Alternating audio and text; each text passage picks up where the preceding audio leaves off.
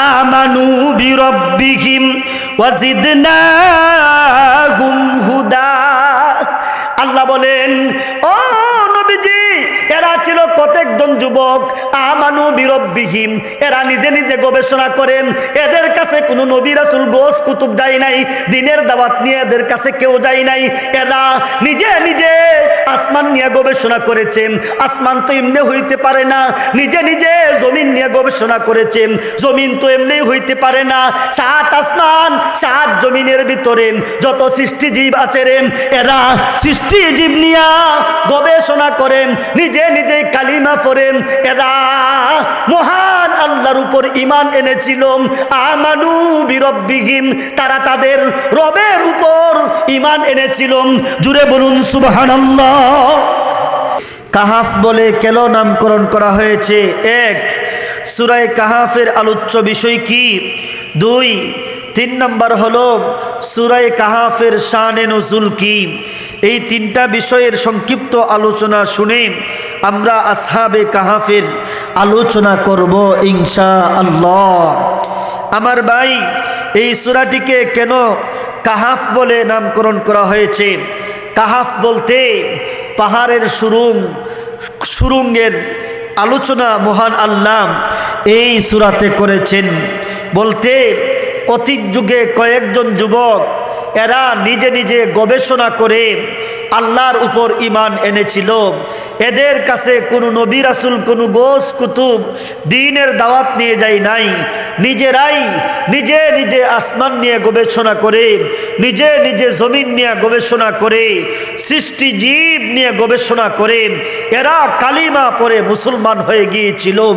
জোরে বলুন সুবহানাল্লাহ। এই আলোচনাটুকু মহান আল্লাহ এই সূরার 13 নম্বর আয়াত থেকে আলোচনা করেছেন। এই দিকে লক্ষ্য করে আল্লাহ পূর্ণ সূরার নামকরণ করেছেন সূরাতুল কাহাফ বলে।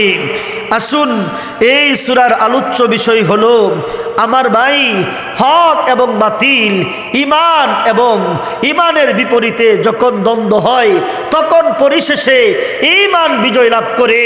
ঈমানের অধিকারী যারা আছে, এরাই বেঈমান কাফেরদের মোকাবেলায় বিজয় লাভ করে, এরাই হয়ে যায় স্মরণীয়। এই কথাটুকু আল্লাহ সুন্দরভাবে আসহাবে কাহাফের বিবরণের মাধ্যমে বিশ্ববাসীর কাছে উপস্থাপন করেছেন। জুড়ে বলুন আল্লাহু আকবার। এই সূরার শানে নুজুল কি? এই সূরাটাকে মহান আল্লাহ কেন নাজিল করেছিলেন? সংক্ষিপ্তভাবে এই কথাটুকু বোঝার চেষ্টা করি। বিশ্বনবী যখন দ্বীনের দাওয়াত দিতে শুরু করলেন, নবীজির দাওয়াত শুনিয়া অনেক মানুষ নবীজির কালিমার দাওয়াত পাইয়া কালিমা পড়ে মুসলমান হয়েছে। অনেক মানুষ নবীজির সুন্দর সুন্দর কথা শুনে কালিমা পড়ে মুসলমান হয়েছে। অনেক মানুষ নবীজির চরিত্র আর আখলাক দেখে কালিমা পড়ে মুসলমান হয়েছে। অনেক মানুষ বিশ্ব নবীর কুরআন তেলাওয়াত শুনে কালিমা পড়ে মুসলমান হয়েছে। জুড়ে বলুন কথা ঠিক না বেঠিক?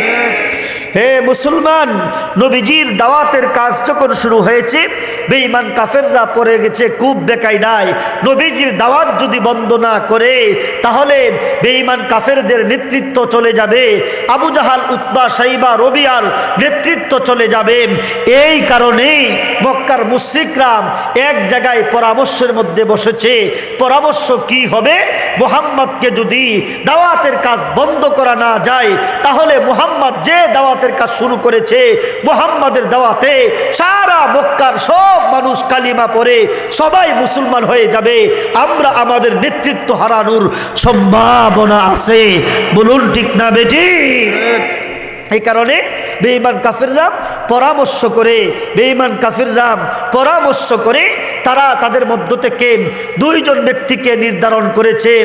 একজন হলো আমার ভাই নজর ইবনে হারিস, অপরজন হলো উকবা ইবনে আবি মুআইত। এই 2 জনকে তারা মদিনার ইহুদিদের কাছে পাঠাইছে, যাও মদিনার ইহুদিদের কাছে জিজ্ঞাসা করো মুহাম্মাদের ব্যাপারে আমরা কি সিদ্ধান্ত নিব, সত্যি কি উনি আল্লাহর পক্ষ থেকে নবী? যদি সত্যি আল্লাহর পক্ষ থেকে নবী না হয় তাহলে মুহাম্মাদের এই কাজ আমরা চিরতরে বন্ধ করে দিব। এই সিদ্ধান্ত নিয়ে নজর ইবনে হারিস উকবা ইবনে আবি মুআইদকে মক্কার মুশরিকরা মদিনার ইহুদিদের কাছে পাঠালো। মদিনার ইহুদিদের কাছে গিয়া উকবা ইবনে আবি মুআইদ এবং নজর ইবনে হারিস মুহাম্মাদের কথাটা তুলে ধরছে।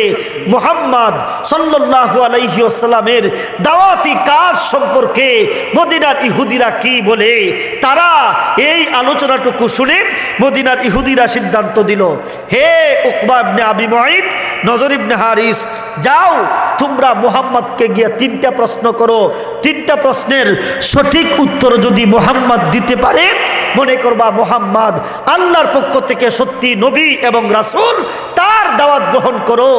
আর যদি মুহাম্মদ এই 3টা প্রশ্নের উত্তর দিতে না পারে তাহলে মনে করবা মুহাম্মদ আল্লাহর পক্ষ থেকে রাসূল নয়, মুহাম্মদ সে মিথ্যাবাদী, সে কাজ্জাব। জুড়ে বলুন নাউজুবিল্লাহ। 3টা প্রশ্ন কি? 1 নম্বর প্রশ্ন করো তোমরা মুহাম্মদকে ওই সমস্ত যুবকের ইতিহাস বলো যারা নিজে নিজে গবেষণা করে কালিমা পড়ে মুসলমান হয়েছিল নিজেদের ঈমানকে সংগ্রহ করার জন্য, নিজেদের ঈমানকে সংগ্রহ করার জন্য যারা গুহাতে গিয়ে আশ্রয় করেছিল, আশ্রয় গ্রহণ করেছিল, ওই গুহাবাসীর ইতিহাস সম্পর্কে বিশ্বনবীকে জিজ্ঞাসা করো। 1। 2 নম্বর, তোমরা ওই ব্যক্তি সম্পর্কে জিজ্ঞাসা করো যে ব্যক্তি পূর্ব প্রান্ত পর্যন্ত সফর করেছে, পশ্চিম প্রান্ত পর্যন্ত সফর করেছে, উত্তর দিকে সফর করেছে, দক্ষিণ দিকে সফর করেছে, এক কথায় যিনি সারাটা বিশ্ব সফর করেছে, এই ব্যক্তি সম্পর্কে মুহাম্মদকে প্রশ্ন করো। 3 নম্বর, রূহ সম্পর্কে প্রশ্ন করো। মক্কার ইহুদিরা, মদিনার ইহুদিরা মক্কার মুশরিকদেরকে এই 3টা প্রশ্ন শিখাইয়া দিছে। এরা এবার বিশ্বনবীর কাছে আসিয়া প্রশ্ন করছে, ওগো নবীজি, আমরা তোমাকে 3টা প্রশ্ন করতে চাই। এই 3টা প্রশ্নের সঠিক উত্তর যদি দিতে পারো তাহলে তোমার কালিমা পড়ে আমরা মুসলমান হয়ে যাব। বিশ্বনবী গো, আর 3টা প্রশ্নের উত্তর যদি না দিতে পারো তুমি তোমার দাওয়াতি কাজ আর করতে পারবা না। তোমার দাওয়াতি কাজ আমরা চিরতরে বন্ধ করে দিব।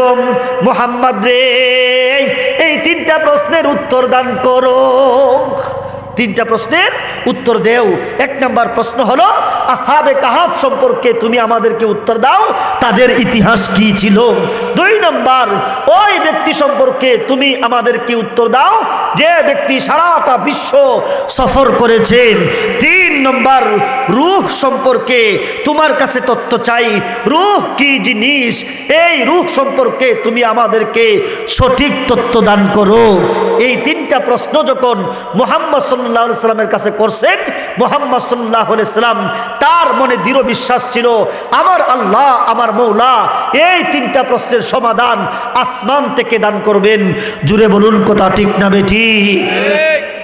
নবীজি সত্যি এই 3টা প্রশ্নের উত্তর জানতেন না, তবে নবী যে আল্লাহর পক্ষ থেকে নবী, আল্লাহ যে জিব্রাইলের মাধ্যমে এই 3টা প্রশ্নের সমাধান দিবেন, বিশ্বনবীর 100-এর মধ্যে 100 আল্লাহর উপর ভরসা ছিল। সেই ভরসা রেখে বিশ্বনবী মক্কার বড় বড় লিডারদেরকে বলেছিলেন, যাও আমি বিশ্বনবী আগামীকাল তোমাদেরকে এই 3টা প্রশ্নের সমাধান দান করব। কিন্তু বিশ্বনবী আগামীকাল যে উত্তর দিবেন, উত্তর দেওয়ার ক্ষেত্রে ভবিষ্যতে কোনো কাজ করলে ইনশা আল্লাহ বলতে হয়, নবীজি ইনশাল্লাহ বলেন নাই। যেই কারণে যখন বিশ্বনবী আগামীকাল আসলেন, আগামীকাল পর্যন্ত আসলেন, জিব্রাইল নবীর কাছে ওহী নিয়ে আসে নাই। কিসের আগামীকাল? এইভাবে অতিবাহিত হইতে হইতে একটা না 15 দিন চলে গেল। এই 15 দিন পর্যন্ত বিশ্বনবীর কাছে আসমান থেকে কোনো ওহী আসে নাই, জিব্রাইল নবীজির কাছে আগমন করে নাই। এই কারণে বিশ্বনবীর ব্যাপারে বেঈমান কাফেররা সমালোচনা শুরু করছে। হ্যাঁ, মুহাম্মদ তিনটা প্রশ্নের উত্তর দিবে দূরের কথা, এখন সে আমাদেরকে একটা প্রশ্নেরও উত্তর দিতে পারে না। বেটা তো আল্লাহর পক্ষ থেকে সত্য নবী নয়, মুহাম্মদ মিথ্যা নবী।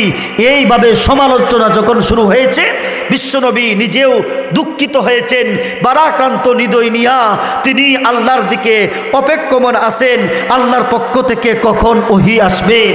একটানা 14 নম্বর দিন অতিবাহিত হওয়ার পরে 15 দিন মহান আল্লাহ বিশ্বনবীর দুঃখ দুর্দশা, নবীজির চিন্তা পেরেশানি দূর করার জন্য তিনটা প্রশ্নের সমাধান দিয়া জিব্রাইলকে নবীজির কাছে পাঠাইলেন।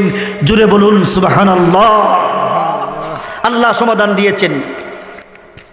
সুবহানাল্লাযী আলহামদুলিল্লাহিল্লাযী আনজালা আলা আবদিহিল কিতাব ওয়া লাম ইয়াজআল লাহু ইওয়াজা কাইয়িমান লিয়ুনযিরা বা'সান শাদীদাম মিন লাদুনহু ওয়া ইউবাশশিরাল মুমিনিনা আল্লাযীনা ইয়া'মালুনাস সালিহাত আন্না লাহুম আজরান হাসানা। আল্লাহ নবীর কাছে ওহী নাজিল করেছিলেন, ও বিশ্ব নবী গো, আমি আল্লাহ রাব্বুল আলামিন আপনার সমস্ত পেরেশানি দূর করার জন্য আপনার কাছে ওহী নাজিল করিলাম। বিশ্ব নবী গো, বেঈমান কাফেররা আপনাকে তিনটা প্রশ্ন করেছিল। ওগো নবীজি, এই তিনটা প্রশ্নের সমাধান দিয়া আমি আল্লাহ জিব্রাইলকে আপনার কাছে ওহী দিয়া পাঠাইলাম। বিশ্ব নবী গো, অতীতে আমি আল্লাহ রাব্বুল আলামিন আপনার কাছে ওহী নাজিল করেছি জিব্রাইলের মাধ্যমে। এইবার যে ওহী নাজিল করেছি সূরা কাহাফ আপনাকে দিয়েছি। এই সূরা কাহাফ নাজিল করতে গিয়া জিব্রাইলের সাথে আমি আল্লাহ রাব্বুল আলামিন 70,000 ফেরেশতা দিয়া আমি আল্লাহ তিনটা প্রশ্নের সমাধান দিয়া আপনার সমস্ত দুঃখ কষ্ট দূর করিলাম। জুড়ে বলেন সুবহানাল্লাহ। ওহী নিয়া জিব্রাইল 70,000 ফেরেশতাকে সাথে নিয়া নবীজির কাছে আসছেন। নবীজি তিনটা প্রশ্নের উত্তর দিবেন। তবে নবীজির কাছে যে ওহী আসছে শুধু তিনটা প্রশ্নের উত্তর না, বিশ্ব নবীকে আরো 2টা সবক দিয়েছেন। কথা বুঝে থাকলে বলুন, শুধু প্রশ্নের সমাধান দিয়েছেন নাকি আরো 2টা বিষয়ের সমাধান দিয়েছেন? আরো 2টা বিষয়ের সমাধান দিয়েছেন। 2টা বিষয় কি? বিশ্ব নবীকে নতুন 2টা বিষয়ের সবক দেওয়া হয়েছে। এই 2টা বিষয় কি? মহান আল্লাহ রাব্বুল আলামিন সূরা কাহাফের 23-24 নম্বর আয়াতে আলোচনা করেছেন। আল্লাহ বলেন, ওয়ালা তাকুলান্না লিশাইইন ইন্নী ফাইলুন যালিকা গাদাম ইল্লা আইয়াশা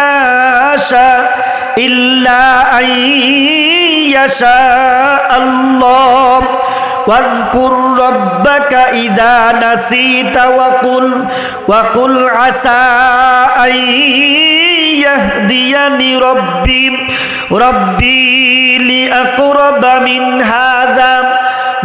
هذا رشدا। আল্লাহ বলেন, ও বিশ্ব নবী গো, আপনি যে বেঈমান কাফেরদেরকে 3টা প্রশ্নের উত্তর দিবেন বলেছিলেন আগামীকাল, ওগো নবীজি, আগামীকালের কোন উত্তর দিতে হলে আপনার জন্য প্রথম সবক হইল ইনশাআল্লাহ বলতে হয়। ও বিশ্ব নবী গো, আগামীকাল উত্তর দিবেন, এই কথা বলি আপনি ইনশাআল্লাহ বলেন নাই।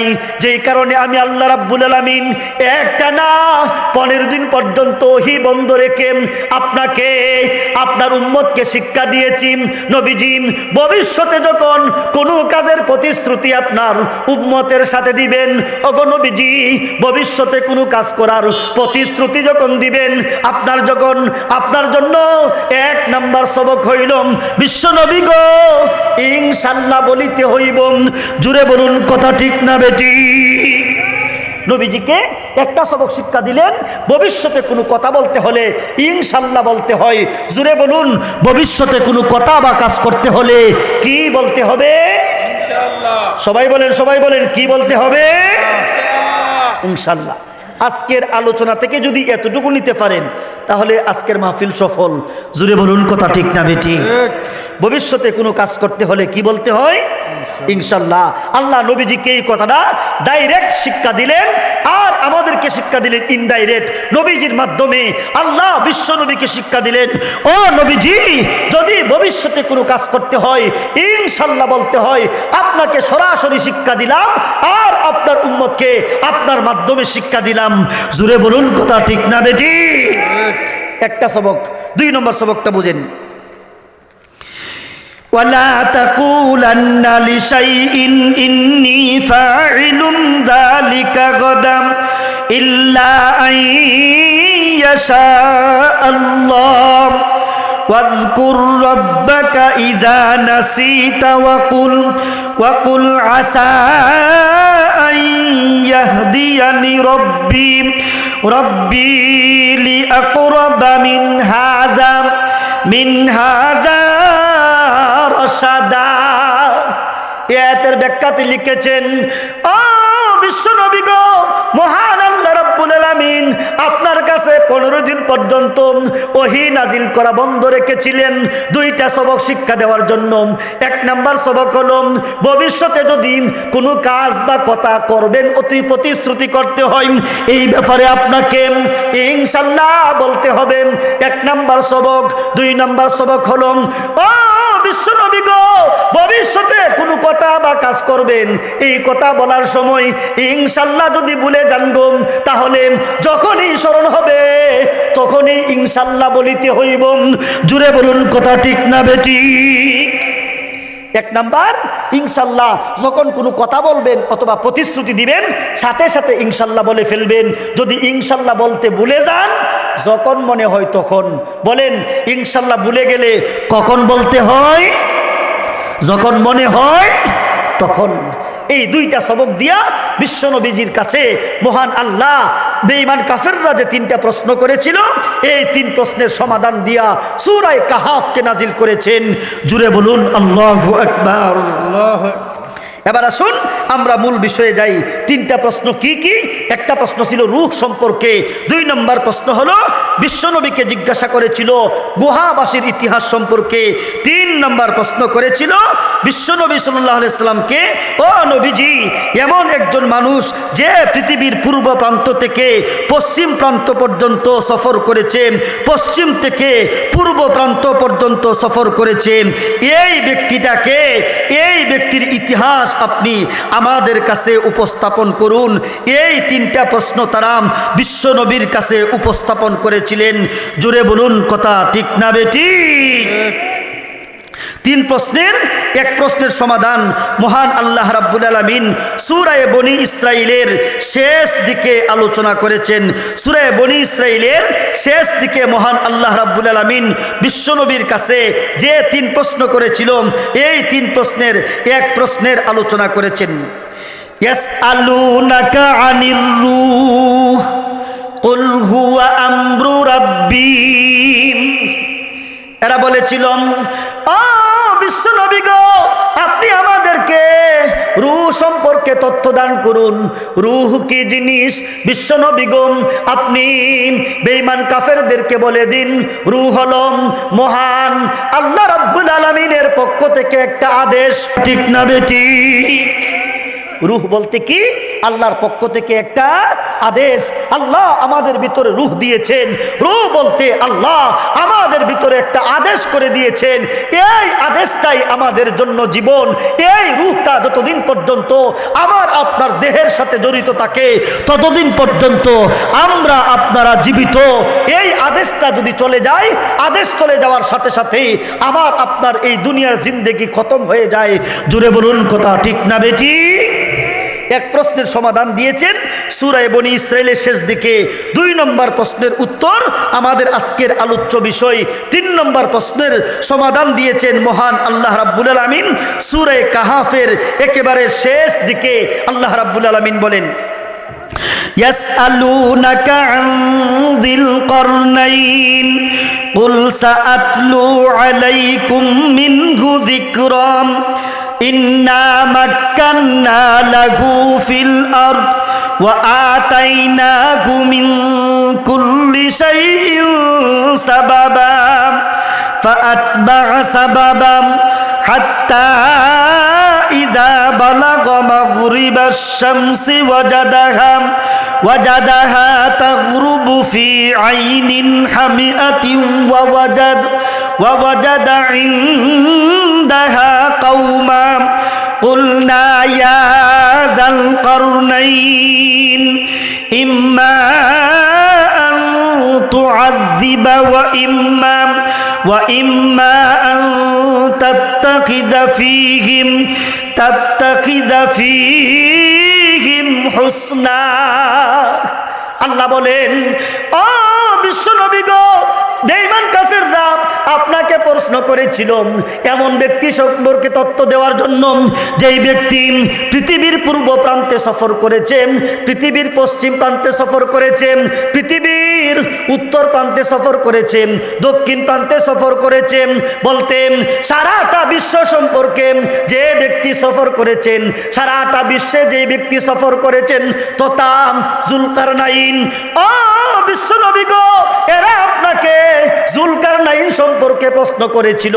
আমি আল্লাহ রাব্বুল আলামিন যুলকারনাইনের পূর্ণ ইতিহাসটুকু সূরা কাহাফে আলোচনা করে বেঈমান কাফেরদের প্রশ্নের সমাধান দান করেছি। জুড়ে বলুন কথা ঠিক না বেটি? এই প্রশ্নের সমাধানও আল্লাহ দিছেন। তবে এই প্রশ্নের সমাধান কিভাবে আমরা আলোচনা এটা করতে পারবো না, রূহ সম্পর্কে বিস্তারিত আলোচনার সময় আমাদের হাতে নাই। আসুন 2 নম্বর প্রশ্ন যেটা ছিল আসহাবে কাহাফ বলতে গুহাবাসীর ইতিহাস সম্পর্কে বেঈমান কাফেররা আমার নবীর কাছে প্রশ্ন করেছিল, ঠিক না বেটি? এই হইল মূল আমাদের আলোচ্য বিষয়। আসুন সূরা কাহাফ থেকে আমরা গুহাবাসীর ইতিহাস শুনবো ইনশাআল্লাহ। আমার ভাই, গুহাবাসীর ইতিহাস মহান আল্লাহ 13 নম্বর আয়াত থেকে আলোচনা করেছেন। আসুন গুহাবাসীর ইতিহাসটুকু শুনি। আল্লাহ বলেন, নাহনু নাকুসু আলাইকা নাবাআহুম বিল হক ইন্নাকুম ফিতয়াতুন আমানু বিরাব্বিহিম ওয়াজিদনাহুম হুদা। আল্লাহ বলেন, ও বিশ্ববাসীরে, ও বিশ্বনবী গো, বেঈমান কাফেররা আপনাকে গুহাবাসীর ইতিহাস সম্পর্কে প্রশ্ন করেছিল। এরা মনে করেছিল গুহাবাসীর ইতিহাস এটা বড় আশ্চর্যজনক। ওগো নবীজি, এর চাইতে বড় আশ্চর্যজনক জিনিস আমি আল্লাহ সৃষ্টি করেছি। আমার আল্লাহ 7 আসমানের উপরে বিশাল বড় বড় শূন্যস্থান তৈরি করেছেন। এর উপরে মহান আল্লাহ বিশাল বড় বড় 4টা অফিস বানাইলেন। এর উপরে আরো বিশাল বড় শূন্যস্থান ফারি দিয়া সিদরাতুল মুনতাহা বানাইলেন। এর উপরে মহান আল্লাহ সারিফুল আকলাম বানাইলেন।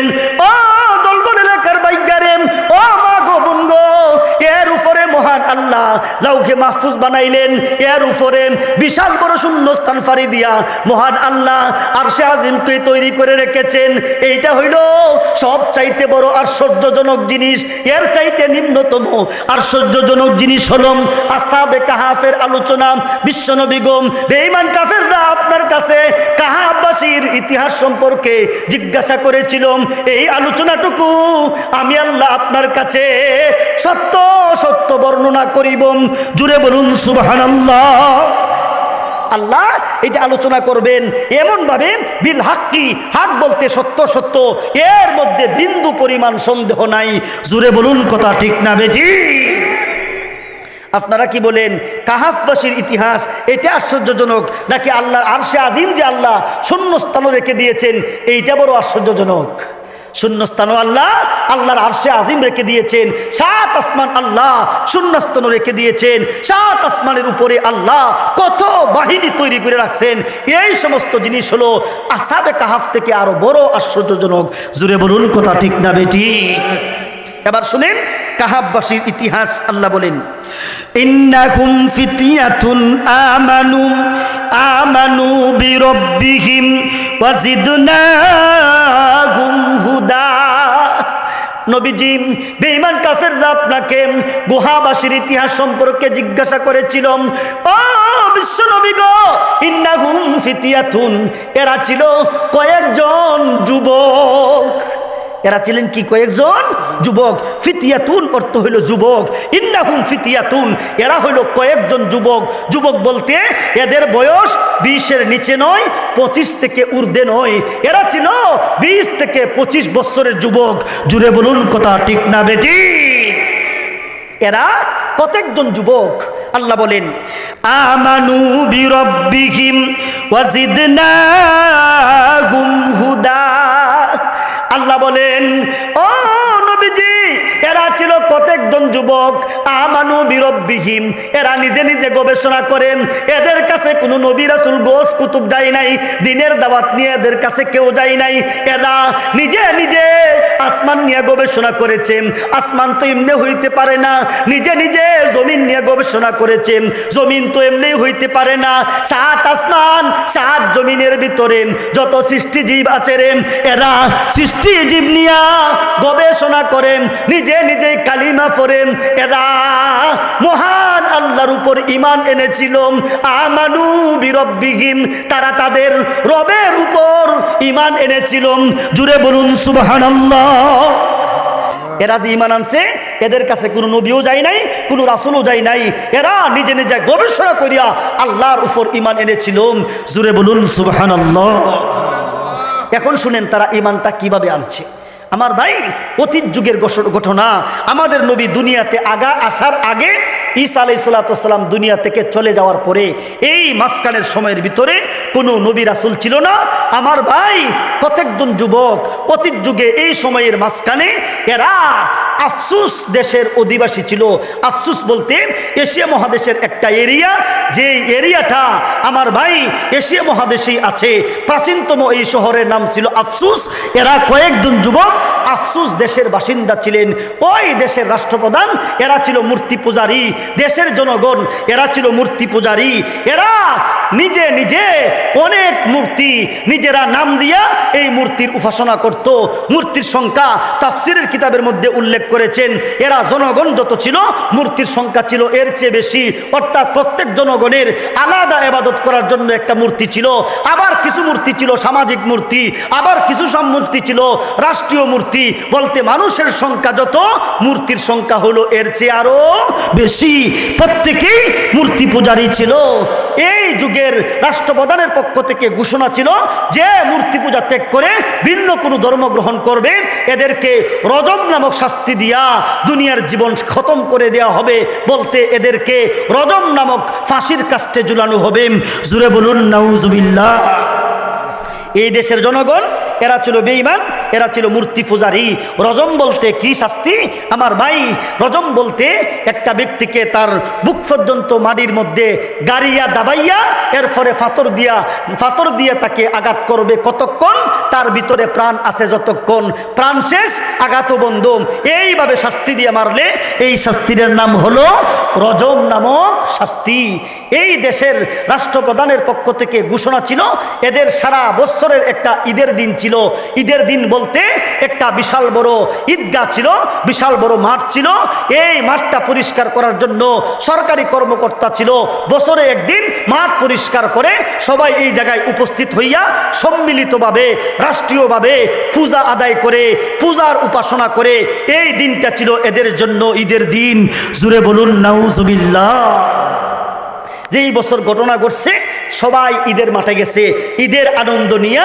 কিন্তু সবাই যখন গেছে, এই দেশের মধ্যে কয়েকটা যুবক ছিল। তাফসীরের কিতাবের মধ্যে উল্লেখ করেছেন প্রথমে 6টা যুবক। এরা ঈদের দিন ঈদগাহে যায় নাই, ঈদগাহের পাশেই একটা গাছের নিচে বসিয়া কি যেন চিন্তা করে। ঈদের দিনের আনন্দ এদের মধ্যে দেখা যায় না, আবার পেরেশানি দেখা যায়। কয়েকটা যুবক গাছের নিচে বসিয়া কি যেন চিন্তা করে। ঈদের দিনের আনন্দও নাই, আবার পেরেশান যুক্ত। এই জাতীয় যুবকের সংখ্যা ছিল প্রথমে 6 জন। এরা 6 জন এক জায়গায় বসিয়া যেন কি চিন্তা করে, কিন্তু একজনের খবর আর একজনে জানে না। 6টা যুবক যখন একসাথে বসা, মনে মনে একজন আরেকজনের প্রতি প্রশ্ন জাগে, আমি যে ঈদগাহে গেলাম না, আমার বিষয়টা তো আমি জানি, সে কেন যায় নাই? মনে হয় আমার মতো এই মূর্তি পূজা পছন্দ করে নাম। জুড়ে বলুন কথা ঠিক না বেটি? কিন্তু একজন তো আরেকজনের খবর রাখে না। এদের মধ্যে সবচাইতে চালাক যে ব্যক্তিরা ছিল এর নাম ছিল ইয়ামলিখা। ইয়ামলিখা খুব বিচক্ষণ ব্যক্তি ছিল।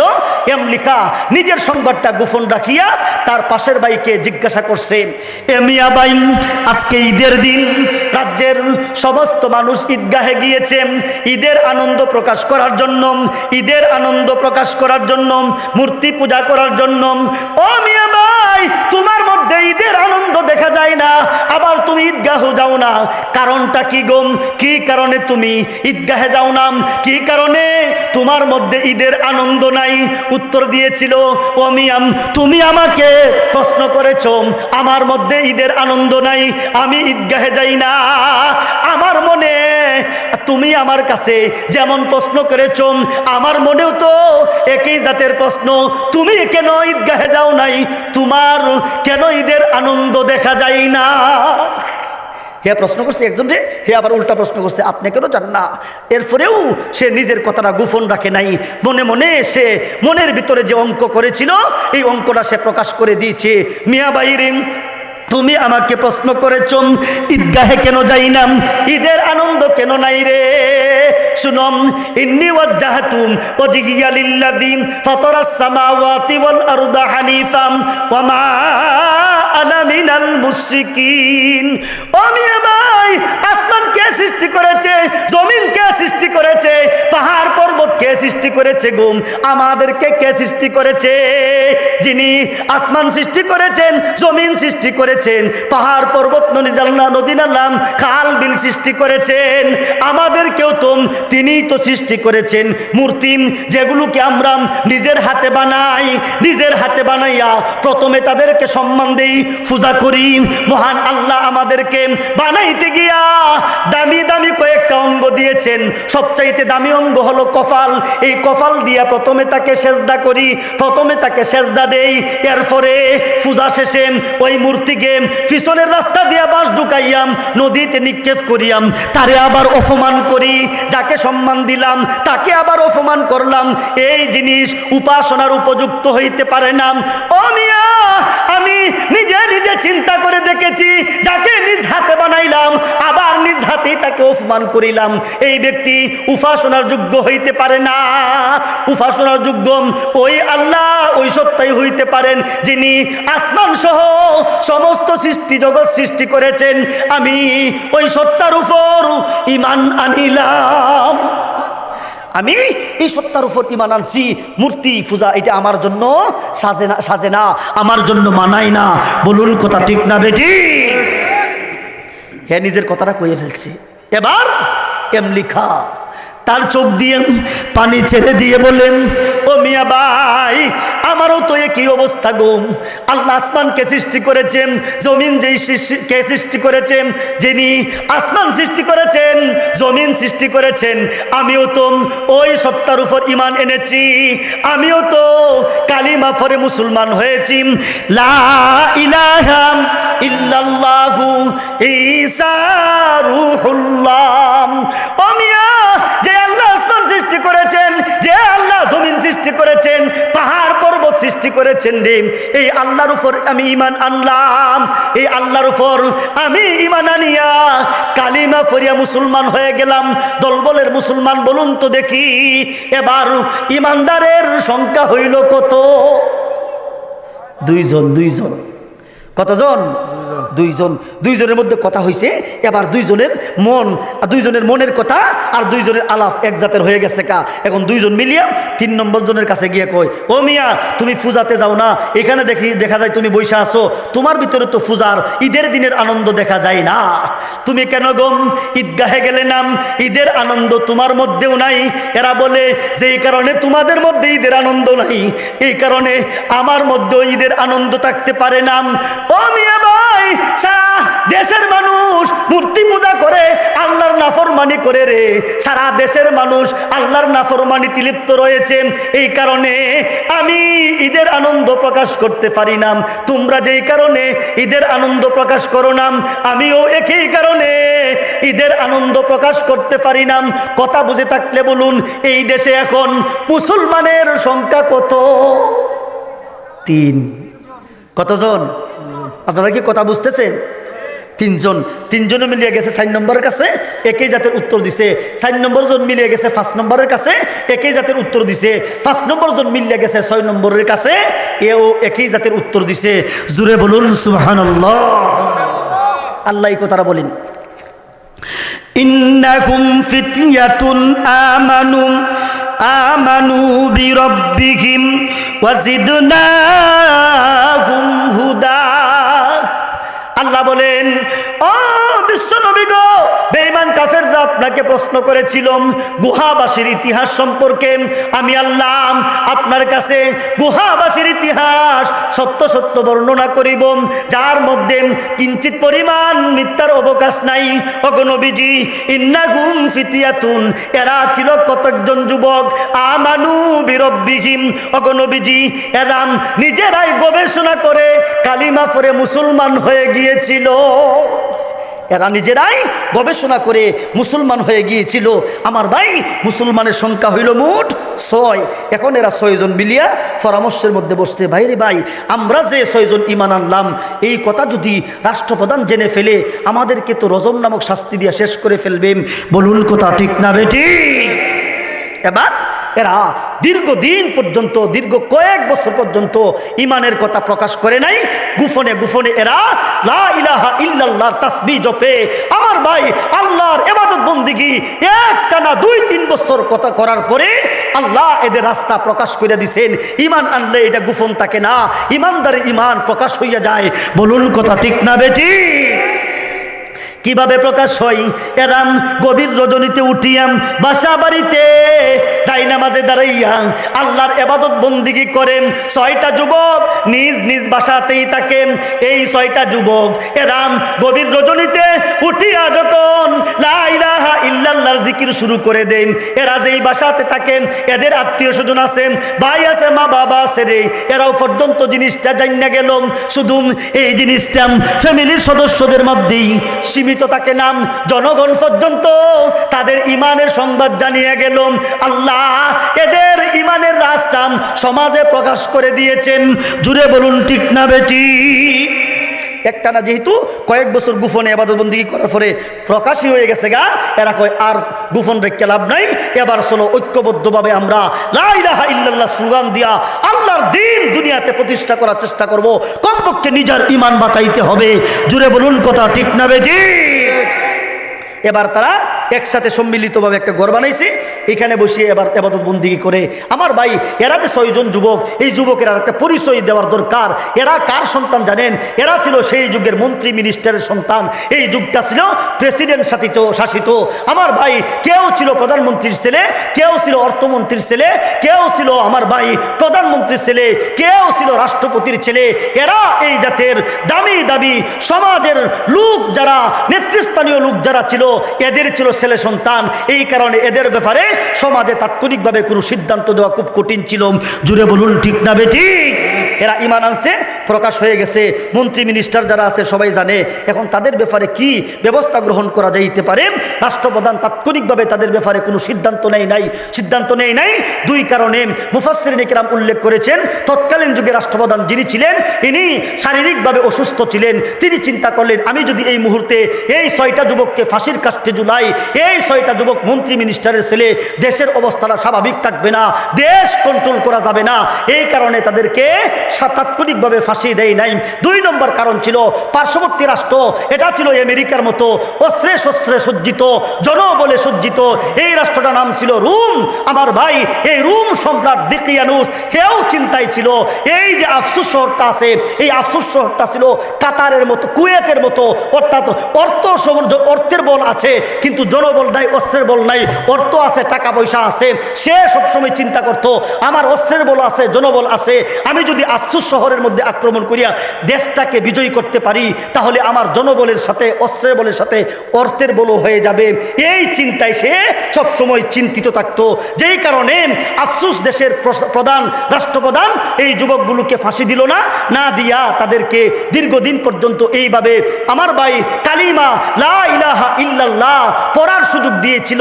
এক পর্যায়ে চিন্তা করলো, এদেরকে আমি যদি বিচার না করি তাহলে আমার রাষ্ট্রের পরিণতি ভিন্ন হইতে পারে, কিন্তু কিন্তু শেষ পর্যন্ত এই রাষ্ট্রপ্রধান তাদের বিচার করতে পারে নাই। বিচার করার আগেই সে ইন্তেকাল করেছে। আমার ভাই, যেই মাত্র আফসুস শহরের রাষ্ট্রপ্রধান ইন্তেকাল করছে, রোম সম্রাট যিনি ছিল দিকিয়ানুস জালিম বাদশাহ, সাথে সাথে মুহূর্তর মধ্যেই কাল বিলম্ব না করে আফসুস শহরের মধ্যে জনবল আর অস্ত্রবল নিয়ে আক্রমণ করে দেশটাকে দখল করে নিয়েছিল। জুড়ে বলুন আল্লাহু আকবার। এবার দিকিয়ানুস জালিম বাদশাহ এই যুবকগুলোর ব্যবস্থা গ্রহণ করবে। এই যুবকগুলোর ইমান যে আনছে শাস্তি দিবে। শাস্তি দেওয়ার জন্য এরা এই 6টা যুবককে, রাষ্ট্রপ্রধান দিকিয়ানুস এই 6টা যুবককে তার রাষ্ট্রের মধ্যে ডাকছে।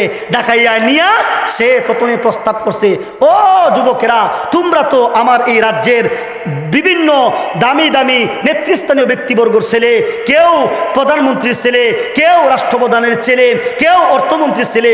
শোনো, তোমরা এই তোমাদের কাছ থেকে ফিরে আসো। তোমাদের আব্বারা যেই দায়িত্বে ছিল, যার যার পিতা যেই দায়িত্বে ছিল, তোমাদেরকে এই দায়িত্ব দেওয়া হবে। বলতে যার আব্বা ছিল প্রধানমন্ত্রী তাকে প্রধানমন্ত্রী বানানো হবে, যার আব্বা ছিল অর্থমন্ত্রী তাকে অর্থমন্ত্রী বানানো হবে। এইভাবে তাদেরকে একটা অফার দিয়েছিল। এই অফার পাইয়া এই 6টা যুবক কি উত্তর দিয়েছিল মহান আল্লাহ রাব্বুল আলামিন 15 নম্বর আয়াতের মধ্যে আলোচনা করেছেন। একবার বলুন সুবহানাল্লাহ। আল্লাহ বলেন, وَرَبَطْنَا عَلَى قُلُوبِهِمْ إِذْ قَامُوا فَقَالُوا رَبُّنَا رَبُّ السَّمَاوَاتِ وَالْأَرْضِ لَن نَّدْعُوَ مِن دُونِهِ إِلَٰهًا لَّقَدْ قُلْنَا إِذًا شَطَطًا। একবার বলুন আল্লাহু আকবার। আল্লাহ বলেন, এরা যখন এই প্রেসিডেন্টের দরবারে গেছে, যাওয়ার পরে এদের ইমান আমার ভাই আরো শক্তিশালী হয়েছিল। এই যে ইমানের আলো বেড়ে গিয়েছিল, এই যে ইমান শক্তিশালী হয়েছে, এটা এদের নিজেদের শক্তি বলে নয়, মহান আল্লাহ এদের ভিতরে ইমানকে আরো মজবুত করে দিয়েছিলেন। জুড়ে বলুন সুবহানাল্লাহ। আল্লাহ বলেন, ওয়ারাবাতনা আলা কুলুবিহিম ইয কামু। আল্লাহ বলেন, ও বিশ্ববাসীরে, এই 6টা যুবক রাষ্ট্রপতির কাছে যখন গিয়েছিলেন, জালিম বাদশাহ দিকিয়ানুসের দরবারে যখন গিয়েছিল, দরবারে যখন কথা বলার জন্য দাঁড়িয়েছিল, আমি আল্লাহ রাব্বুল আলামিন এদের অন্তরকে আরো মজবুত করে দিয়েছিলাম। জুড়ে বলুন সুবহানাল্লাহ। আল্লাহ বলেন, এদের অন্তরকে আমি আরো মজবুত করে দিছি। এরা যখন দাঁড়াইছে, দাঁড়াইয়া এক জাতের বক্তব্য দিয়েছিল। বক্তব্যটা কি শুনেন? বক্তব্য দিয়েছিল এমন ভাবে, فقالوا ربنا رب السماوات والأرض لن ندعو من دونه إلها لقد قلنا إذا شططا। আল্লাহ বলেন, ও বিশ্ববাসীরে, ওই 6টা যুবক দিকিয়ানুসের দরবারে যখন গিয়েছিল, দিকিয়ানুস তাদেরকে অফার করেছিল, এ যুবকের দলেরা, তোমরা তোমাদের এই নতুন ধর্ম থেকে ফিরে আসো রে, মূর্তি পূজা করো। তোমাদেরকে আমি তোমাদের বাবারা যেই দায়িত্বে ছিল, প্রধানমন্ত্রী যে ছিল তার ছেলেকে প্রধানমন্ত্রী বানাইব রে, যে ছিল অর্থমন্ত্রীর ছেলে তাকে অর্থমন্ত্রী বানাইব রে, যে ছিল আমার এই রাষ্ট্রের গুরুত্বপূর্ণ পদে রে তাকে সেই পদ দান করিব। তোমরা তোমাদের এই কাজ থেকে ফিরিয়ে আসো। আল্লাহ বলেন, ও বিশ্ববাসীরে, ওই 6টা যুবক দিকিয়ানুসের সম্মুখে বলিষ্ঠ ভাষায় উত্তর দিয়েছিল, ও জালিম বাদশা দিকিয়ানুস, বলো, কে আসমান সৃষ্টি করেছেন, কে জমিন সৃষ্টি করেছেন, কে পাহাড় পর্বত নদী নালা খাল বিল সৃষ্টি করেছেন রে? যিনি আসমান সৃষ্টি করেছেন, যিনি জমিন সৃষ্টি করেছেন, আমরা এই রবের উপর ঈমান আনলাম রে। ও জালিম বাদশা দিকিয়ানুস, রবের উপর ঈমান এনেছি। ঈমানের উপর থাকতে গিয়া যদি আমাদেরকে ফাঁসির কাস্টে ঝুলতে হয়, আমরা ফাঁসির কাস্টে ঝুলার জন্য প্রস্তুত রয়েছি, তবুও আমরা ঈমান ছাড়তে পারি না। জুড়ে বলুন কথা ঠিক না বেটি? আপনারা কি বলেন, ইমানদার কি রাজ্যের বিনিময়ে, টাকা পয়সার বিনিময়ে ঈমান বিক্রি করতে পারে? হে মুসলমান, আমার এই দেশের মানুষ নামাজ না পড়তে পারে, আমার এই দেশের মানুষ রোজা ঠিক মতো না আদায় করতে পারে, আমার দেশের জনগণ ঠিক মাত্র কালিমা শুদ্ধ করে বলতে না ইমানের বেলায় আপোষহীন কোন বেঈমান কাফের যদি একজন বেনামাজিকে অর্থ করে দিয়ে অফার দেয়, আমার বেনামাজি মুসলমান এই অর্থ করির উপর লাথি মেরে ইমানকে গ্রহণ করবে। বলুন কথা ঠিক না বেটে? আরে তাকবীর, শেষ করবেন। আরে তাকবীর, আল্লাহু আকবার। দিন ইসলাম, দিন ইসলাম জিন্দাবাদ, জিন্দাবাদ। আরে তাকবীর। আল্লাহু আকবার। বাদশাহ এই কথা শুনিয়া তার রাজত্ব নিয়ে চিন্তিত হয়ে গেল। বাপরে বাপ, এরা যে উত্তর দিছে এদেরকে তো ফিরাই আনা সম্ভব না। এই উত্তর পাইয়া বাদশাহ দিকিয়ানুস এবার কি করবে? এরা তো কয়েকজন যুবক, এদেরকে তাৎক্ষণিকভাবে শাস্তি দিলে সবে মাত্র রাষ্ট্রটা দখল করছে, এখন বিপ্লব হওয়ার সম্ভাবনা আছে না নাই? আছে। বিপ্লব থেকে বাঁচার জন্য তাৎক্ষণিকভাবে তাদেরকে শাস্তি দিল না। শাস্তি না দিয়া এই 7টা যুবককে, এই 6টা যুবককে দিকিয়ানুস বাদশাহ বলেছিল, যাও তোমরা তোমাদের এই বিষয় নিয়ে চিন্তা করো, আমি তোমাদেরকে 7 দিন সময় দিলাম, 7 দিনের ভিতরে তোমরা চিন্তা করে আমার কাছে তোমরা জানাইবা। তোমরা তোমাদের এই কাজ থেকে ফিরে যদি আসো, তোমাদেরকে আমি আমার রাষ্ট্রের গুরুত্বপূর্ণ পদে আসীন করব। জুড়ে বলুন আল্লাহু আকবার। আপনারা কি বলেন, এরা এই অফারটা গ্রহণ করবে? গ্রহণ করবে না। বাদশাহ তাদেরকে এই 7 দিনের সময় যে দিছে, তাফসীরের কিতাবের মধ্যে লিখছেন আসলে বাদশাহ সময় দিছে না, বরঞ্চ তাদের কাছ থেকে সময় নিছে। বলুন কথা ঠিক না বেটি? বাদশাহ তাৎক্ষণিকভাবে যদি এদের ব্যাপারে সিদ্ধান্ত নেই, ভুল হওয়ার সম্ভাবনা আছে। এই কারণে 7 দিন সময় দিছে বলে সময় সে দিছে, অথচ বাস্তবে সে সময় নিছে। এবার যুবকরা রাষ্ট্রের এই রাষ্ট্রপতির দরবার থেকে বেরিয়ে আসিয়া এরা একটানা 6 দিন 6 রাত্র আমার ভাই অতিবাহিত করেছে। কেউ সাথে কেউ আমার ভাই বিচলিত অবস্থায় কোনো কথাও বলে নাই। এরা স্বাভাবিকভাবে আমার ভাই খাওয়াও ঠিক আছে, ঘুমও ঠিক আছে, তাদের ইবাদত বন্দিও ঠিক আছে। আল্লাহু আকবার। তাফসীরের কিতাবে উল্লেখ করেছেন এদের মধ্যে সব চাইতে বড় যে ছিল এমলিকা, প্রধানমন্ত্রীর ছেলে ছিল রে। এই ছেলেটা যেমনভাবে বুদ্ধিমান তেমনিভাবে খুবই বিচক্ষণ ছিল রে। এই ছেলেটা চিন্তা করলো, কয়েকদিন আগে দেখছেন না যারা রাষ্ট্রের নিয়ন্ত্রণ করছে, কয়েকটা ছেলে হাসানাত আব্দুল্লাহ সহ সার্জিস, এরা দেশটা নিয়ন্ত্রণ করছে। বলুন কথা ঠিক না বেটি? এই এমলিখা রাষ্ট্র প্রধানমন্ত্রী ছেলে ছিল। এমলিখা চিন্তা করলো আমাদের একটা পরামর্শ করা দরকার। আল আমরু শুরা বাইনাকুম, পরামর্শ করে একটা সিদ্ধান্ত নেওয়া দরকার। পরামর্শ করে সিদ্ধান্ত নিলে এই সিদ্ধান্তের মধ্যে আল্লাহর পক্ষ থেকে বরকত হয়। জুড়ে বলুন কথা ঠিক না বেটি? যখন 6 দিন 6 রাত্র অতিবাহিত হয়ে গেছে, এবার সে ডাকলো, হে আমার বাইরা রে, যুবক বাইরা, বাচ্চা আমাদেরকে 7 দিন সময় দিয়েছেন, 6 দিন 6 রাত্র অতিবাহিত হয়েছে, আর মাত্র একটা দিন একটা রাত্র বাকি আছে রে। ও আমার বাইরা, আগামী রাত্রিতে আমরা একটু পরামর্শ করার দরকার।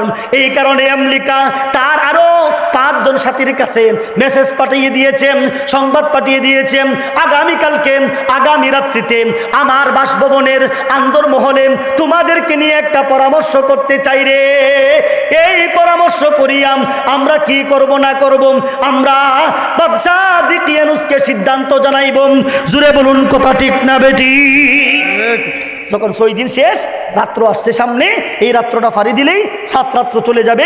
পরের দিন হলো 7 দিন। 7 নম্বর দিনে বাদশার পক্ষ থেকে সমাধান ঘোষণা করা হবে।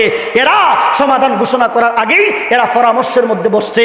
আমার ভাই, এরা 6 জন যে পরামর্শের মধ্যে বসছে, গভীর রজনীতে এই পরামর্শের কথা মহান আল্লাহ এরপরের আয়াত 15 নম্বর আয়াতের মধ্যে আলোচনা করেছেন।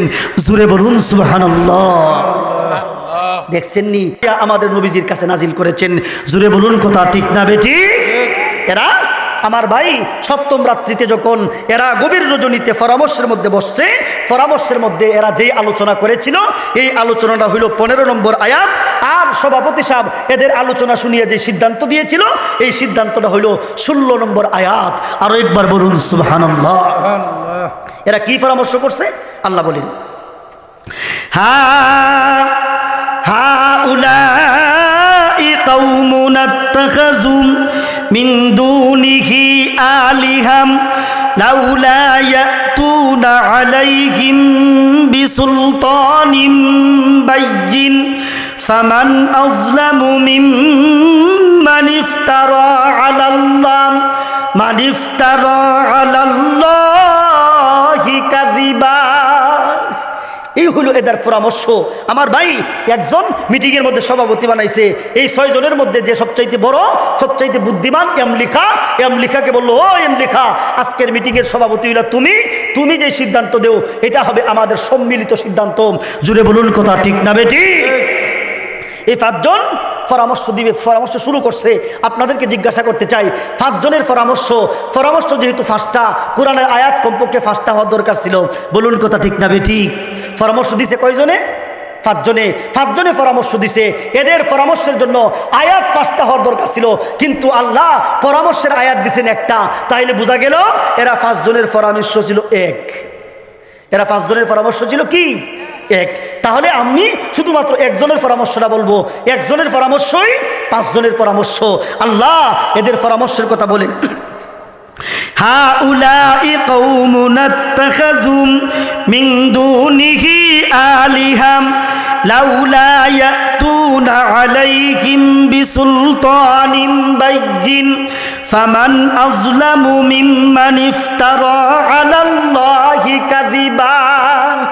এদের মধ্য থেকে একজন দাঁড়িয়ে বললাম, ও প্রধানমন্ত্রী ছিলেন লিখা, আজকের মিটিংয়ের তুমি হইলে সভাপতি, তুমি যেই সিদ্ধান্ত দিবেন আমাদের সকলের সিদ্ধান্ত হবে এটা। তবে সিদ্ধান্ত দেওয়ার আগে আমি তোমাদেরকে একটু পরামর্শ দিই রে। আমার পরামর্শ হলো, সারা রাষ্ট্রের মানুষ 2 ভাগে বিভক্ত হয়েছে। এক ভাগে হইলাম আমরা 6 জন, আর এক ভাগে হইল সারা রাষ্ট্রের সমস্ত জনগণ। বলুন কথা ঠিক না বেটি? রাষ্ট্রের জনগণ কয় ভাগে বিভক্ত? 2 ভাগে বিভক্ত। একদিকে হইল এরা 6 জন, আর অপর দিকে হইল সারা রাষ্ট্রের সমস্ত জনগণ।